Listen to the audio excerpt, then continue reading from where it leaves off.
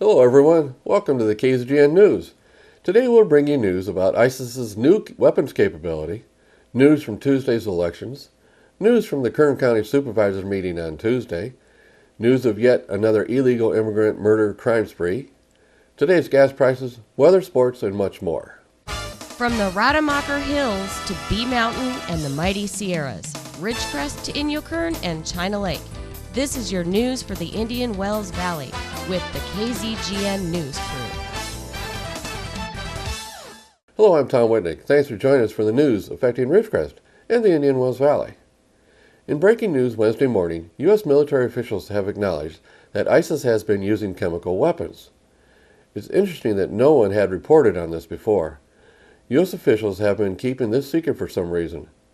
It appears that about 2 weeks ago they captured an ISIS militant high-ranking official. He apparently was one actually working in the chemical weapons plant. The chemical-making facility was near Mosul in Iraq. Yesterday, U.S. airstrikes are believed to have destroyed the chemical weapons-making plant. It is not known right now how successful the strikes were, but U.S. officials believe they were successful. This was a plant making mustard gas. U.S. officials report now that ISIS had been using this mustard gas numerous times in the past. U.S. officials report that they didn't announce the capture of the ISIS officer due to they wanted to strike the chemical plants before they could move them. Anyway, this brings the ISIS threat to a new level. Their use of chemical weapons is a continuation of their barbaric desire to force their religion and lifestyle onto the world. No officials have answered why it took so long for the news to get reported that ISIS was using chemical weapons already. Now some Kern County Supervisors news. First, I want to report the KZGN-TV broadcasted the Supervisor meeting live Tuesday morning for the first time. This was the first time people here in the Valley have been able to see the Supervisors meeting live over the air and on Mediacom cable. The only other way to see their meeting was online or at the Kern County offices on China Lake Boulevard. Anyway, we here at KZGN were approached by the Kern County media staff to carry the meetings. They have helped us set up the necessary equipment to broadcast it here. So our plan is to broadcast their meetings live every Tuesday morning at 9 a.m. So tell your friends and neighbors, KZGN-TV Ridgecrest is now carrying the Board of Supervisors meetings every Tuesday morning. KZGN-TV is live over the air on channels 21.1, 21.2, and 21.3. KZGN-TV is also on Mediacom cable channels 21, 322, 323, and 521. Now on to today's Supervisor meeting. It was a real quick meeting though, but there was an important item on the agenda. They approved the placement of a 0.125% sales tax onto the June 2016 ballot. They voted 3-2 to place it on the ballot. Gleason, Perez, and Maggard supported the motion. Supervisors Couch and Scrivener opposed the ballot initiative. After the motion to approve was made, there was a long time before it got a second. It was approved. The purpose of the tax is to provide funds for the Kern County Library system. It is literally on the chopping block due to funding shortfalls in the Kern County budget. Due to the drop in oil prices, the county budget has been reduced by millions of dollars of tax revenue. The supervisors have been looking at ways to save the library. The most talked about method to save it has been discussed by the supervisors is to contract out the services. Most people in the public do not want the services contracted out. So, therein lies the battle. Supporters of the initiative state it will pass to provide the funds to keep the supervisors from contracting out the libraries.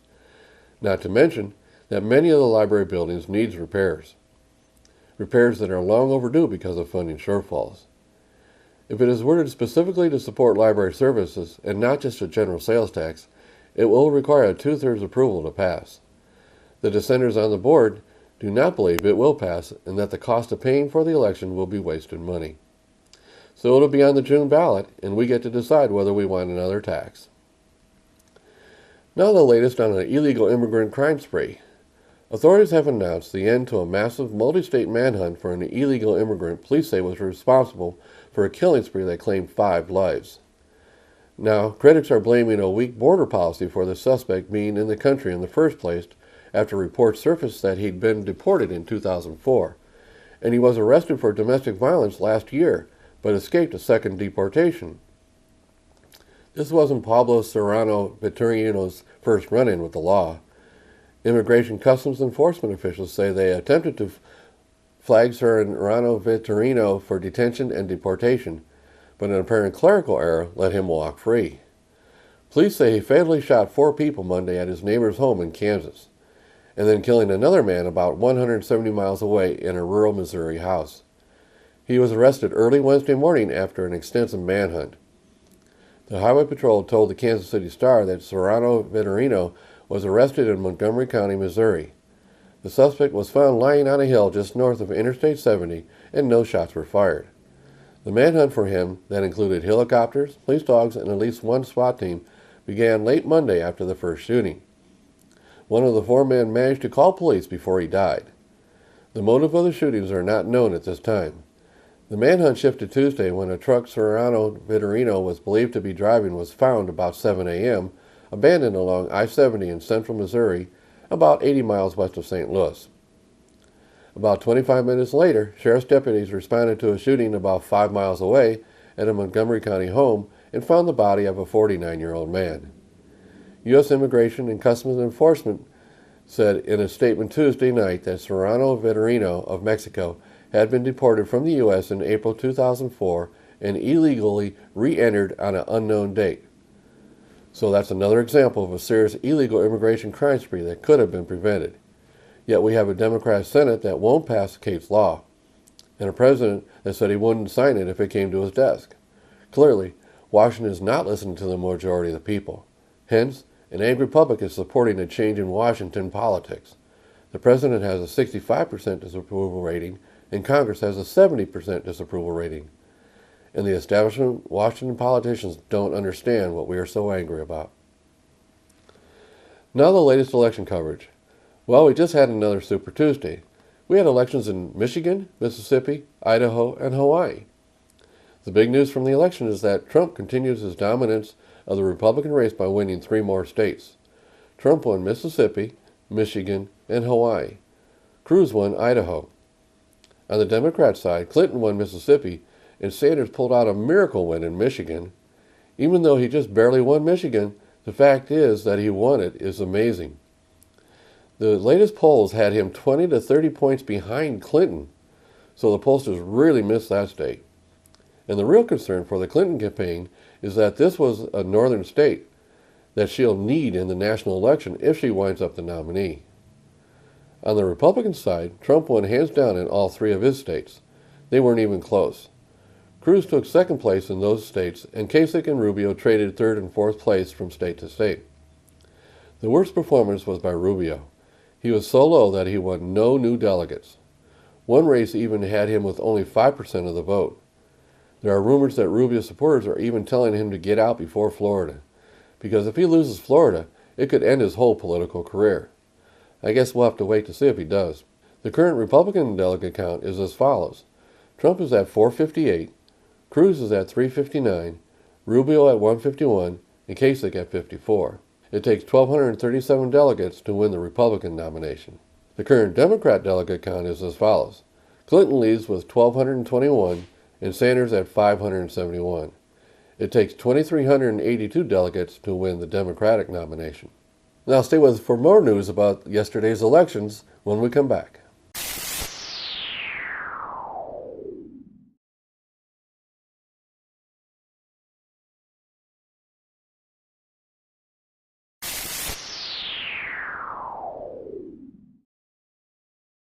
Thanks for staying with us. In news of the election night candidate speeches, all the news outlets are now talking about Trump's after-election speech/news conference. Some are even calling it an infomercial. I guess all these well-read pundits forgot about Romney's attack speech against Trump last week. An attack speech accusing Trump of multiple business failures. Romney gave examples of some failures. So Tuesday night, Trump went down the list of supposed business failures that Romney cited. And he showed that he does have a water business, he does have Trump Magazine, he does have a food line, and he does have a wine line, and they are all successful. So the fact that he showed the products on stage was not to be an infomercial. It was evidence that Romney was not telling the truth last week, that these are not failed businesses, they are up and running. Trump also rebutted Romney's attacks that most of his property investments are financed to the hilt. Trump went down a lengthy list of large properties, each one declaring that he owned them 100% and they are debt-free. So, the speech was not an infomercial, it was a rebuttal speech taking Romney's charges one by one and showing they were not accurate. Trump went on to mention, in spite of the Never Trump movement, Rubio and Cruz attack ads, the people are smart enough to see through them as lies and distortions of the truth. Trump said they have already spent $23 million to stop him in yesterday's elections and leading up to next Tuesday's elections. He gave credit to the people that they are being slammed endlessly with these negative and untrue attack ads. Trump also called on all Republicans to unite now. The time to stop this attack sequence has to stop. Let's let the people pick their nominee, and everyone should just get behind whoever wins. I doubt Cruz and Rubio will fall in line very easy. Now on to the big election next Tuesday. The states up for grab are winner-take-all delegates for the first time. States holding primaries are Florida, Ohio, Missouri, Illinois, and North Carolina. Florida and Ohio are must-win states for Rubio and Kasich. If they don't win their home states, they are virtually out of the race. And current polls show Trump leading by a large margin over Rubio in Florida. Currently, the polls give Trump a 16 to 23-point lead there. In Ohio, Trump is showing a smaller margin. His polls only give him a 6-point lead over Kasich. So Ohio is a much closer race. But we all have witnessed that the polls can be real wrong, as evidenced in Sanders' win over Clinton in Michigan Tuesday. That polling was way off. In debate news, the Democrats are again debating Wednesday evening in Miami, Florida. The host is Univision and CNN. The moderators are Karen Tumulty, Maria Elena Salinas, and George Ramos. This is their last debate until April. And the next Republican debate is Thursday evening, also in Miami, Florida, and hosted by CNN and the Washington Times. Their next debate will be Monday, March 21st in Salt Lake City, Utah. And here's another traffic safety event from the Ridgecrest Police Department. On Monday, they started a bicyclist, pedestrian, and enforcement patrols. The Ridgecrest Police Department will step up bike and pedestrian safety enforcement operations with focused enforcement on collision-causing factors involving motorists, pedestrians, and bicyclists. The department has mapped out locations over the past 3 years where pedestrian and bike collisions have occurred, along with the violations that led to those crashes. Extra officers will be on duty patrolling areas where bike and pedestrian traffic and crashes occur. This is an effort to lower deaths and injuries. Officers will be looking for violations made by drivers, bike riders, and pedestrians alike that can lead to life-changing injuries. Special attention will be directed toward drivers speeding, making illegal turns, failing to stop for signs and signals, failing to yield to pedestrians in crosswalks, or any other dangerous violations. Additionally, enforcement will be taken to observe violations when pedestrians cross the street illegally or fail to yield to drivers who have the right of way. Bike riders will be stopped and citations issued when they fail to follow the same traffic laws that apply to motorists. All riders are reminded to always wear a helmet. Those under 18 of age must wear helmets by law. Pedestrians should cross the street only in marked crosswalks or at corners. Bicycle and pedestrian fatalities are rising in California as more people use these non-motorized means of transportation. Locally, the Ridgecrest Police Department has investigated numerous fatal and injury collisions involving pedestrians and bicyclists during the past 3 years. In 2013, California witnessed 701 pedestrians and 141 bicyclists killed, accounting for more than 28% of all traffic fatalities. Funding for this program is provided by a grant from the California Office of Traffic Safety through the National Highway Traffic Safety Administration. In news from the Ridgecrest Regional Hospital, we get news of an upcoming health fair. The health fair is to be held this Saturday, March 12th. It will run from 7 a.m. to 2 p.m. It will be at the Kerr-McGee Center here in Ridgecrest. Entrance is free. If you want to get screenings, they will be available for $35. Call 760-499-3825 now to make an appointment and get fasting instructions before the event. There will be a $5 lunch available, and there will also be activities for the kids.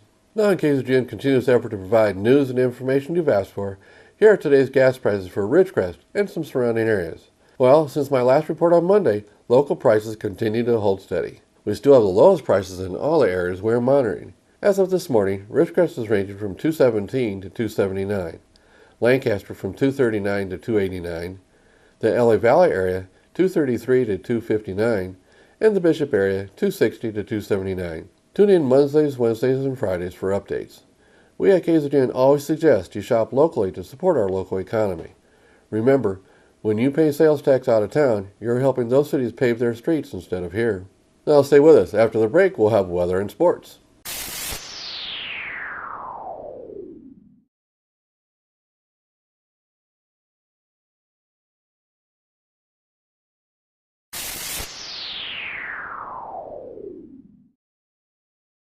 Thanks for staying with us. Now here's Lane with the weather. Thank you, Tom. From the National Weather Service, a slow-moving low-pressure system will bring the threat for severe thunderstorms today over portions of the central Gulf Coast. In addition, heavy rainfall will continue.